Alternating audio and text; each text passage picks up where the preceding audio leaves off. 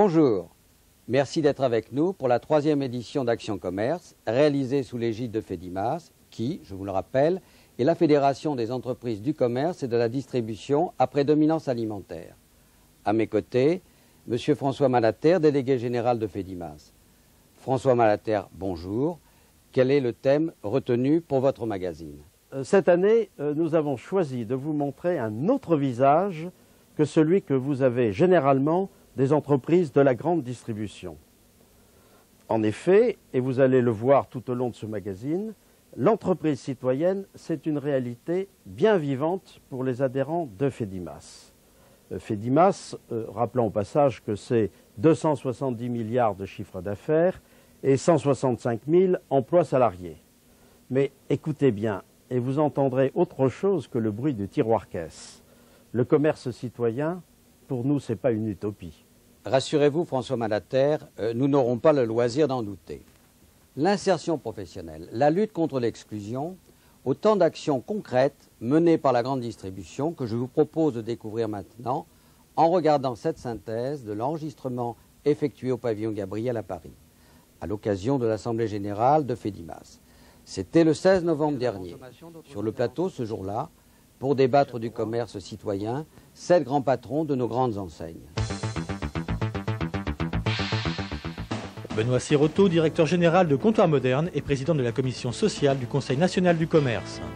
Michel Deroy, PDG de Doc de France et président de l'Institut du commerce et de la consommation.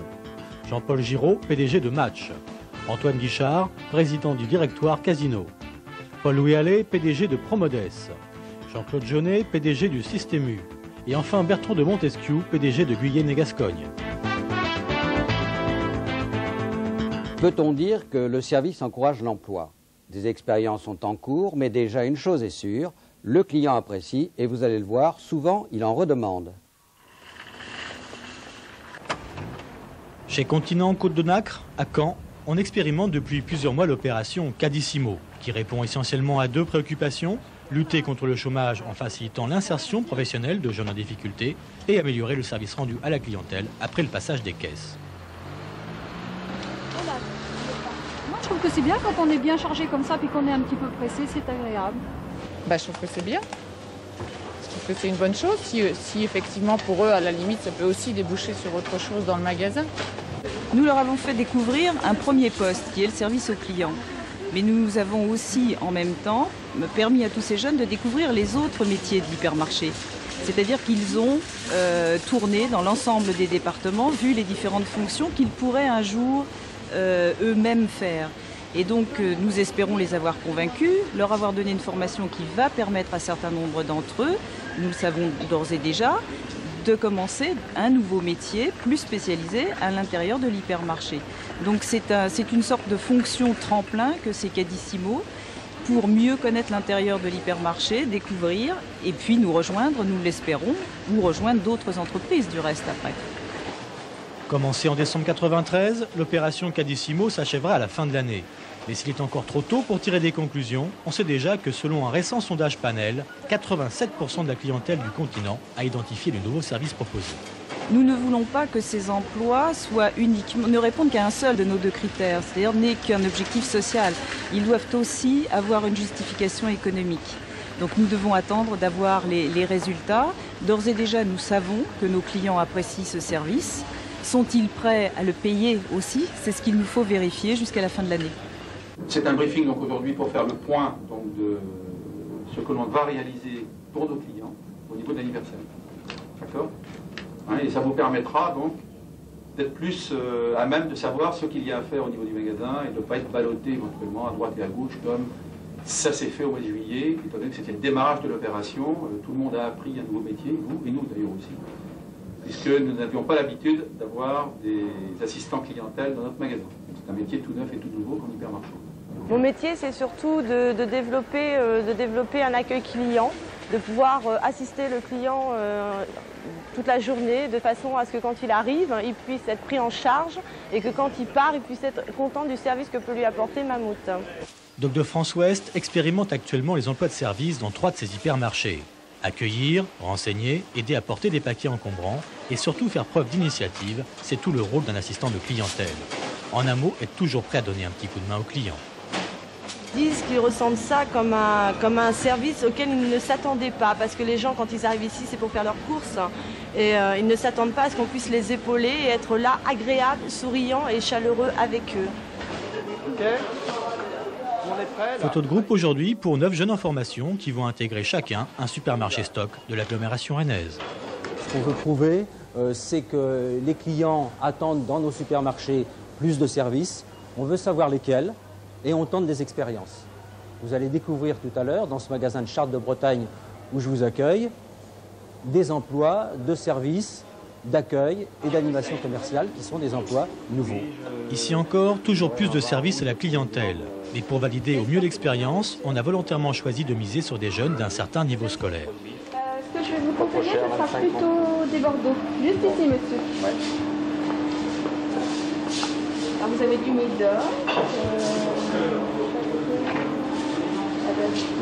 On peut pas faire ça dans les 25-30 francs. Alors, nous allons avoir du Bordeaux en promotion. On a pris bac niveau bac, parce qu'on veut que ce soit des gens qui ont de l'espérance de carrière dans le groupe comptoir moderne. Et puis, en insertion, il y a plein de jeunes qui ont le bac, niveau bac, bac plus 2, et qui sont demandeurs d'emploi. Donc l'insertion, ça ne s'adresse pas seulement qu'aux gens qui sont en échec scolaire. Ça s'adresse aussi aux jeunes qui ont réussi leur scolarité et qui cherchent du travail. La preuve par 9, c'est le nom de code de l'opération, à travers une véritable formation professionnelle programmée sur 1 an, mais c'est aussi un formidable pari pour l'emploi. C'est un grand espoir pour l'avenir parce que si on démontre qu'effectivement il y a un marché de services à rendre dans tous nos supermarchés stock, ben demain c'est 350, 400 emplois nouveaux pour le groupe Comptoir Moderne et pour ces jeunes à la recherche d'un premier emploi. Paul-Louis Allais, nous avons vu qu'Adissimo, qui est une opération en fait à deux résultantes. D'un côté, elle permet l'insertion de jeunes en difficulté et par ailleurs, elle est manifestement très appréciée des clients, des consommateurs, puisque je crois qu'il y a 87% des clients qui approuvent cette opération. Est-ce que vous comptez poursuivre cette expérience? Toute expérience a un coût et c'est bien normal, mais sa poursuite va peser peut-être sur les frais généraux de l'entreprise. Donc c'est un surcoût. Où en êtes-vous et que comptez-vous faire maintenant? Alors nous sommes en train effectivement d'envisager de poursuivre cette expérience parce qu'il se trouve que la ville de Caen, où elle a été conduite, a connu, en raison de la fermeture du plus grand employeur de la ville, peut-être une phase de légère récession de la consommation. Alors ce magasin semble avoir mieux évolué que les autres, mais ce n'est pas suffisant pour trouver ou justifier une rentabilité économique avec un taux de croissance suffisant. Parce que je crois que ce qui est important dans toutes ces expériences, c'est bien sûr d'apporter un service à la clientèle, mais d'une manière rentable. C'est-à-dire qu'il faut que la demande s'exprime d'une manière solvable. Sinon, créer des emplois qui seraient uniquement des emplois subventionnés ou bénéficiant d'aide de l'État sur une longue période, je crois que pour la collectivité, ça ne serait pas positif. Donc je crois que toutes les expériences qu'on vient de voir ont comme arrière-plan de tester les réactions de la clientèle et de voir finalement si, dans le jeu concurrentiel, en offrant davantage de services, on peut avoir des croissances en volume qui permet de maintenir les prix, ou si tout le monde le fait, est-ce que les clients accepteront un léger surcoût, un léger surprix, puisqu'il y aura plus